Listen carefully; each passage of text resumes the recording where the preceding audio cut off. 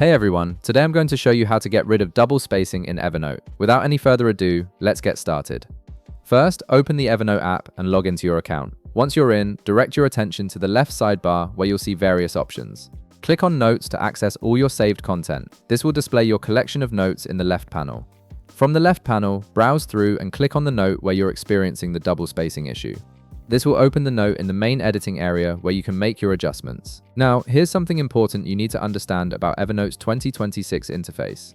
Unlike Microsoft Word or other text editors, Evernote doesn't have a built-in setting for adjusting line and paragraph spacing. There's no automatic format menu or spacing slider you can use to fix this issue across your entire note at once.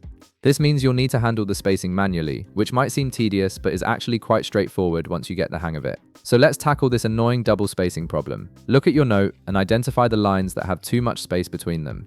Click at the very start of the line that appears to have excessive spacing above it. You want to position your cursor right at the beginning of that line, before any text or characters. Once your cursor is positioned correctly, press the backspace key once.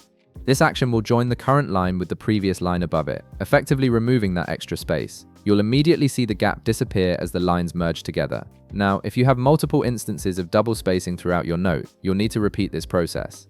Simply move to the next line that has too much space, click at its start, and press backspace once again. Continue doing this for each problematic line until you've cleaned up all the unwanted spacing in your note. And that's it! You've successfully removed the double spacing from your Evernote note by manually adjusting each line. If this video helped you out, be sure to leave a like, subscribe, and I'll see you in the next one.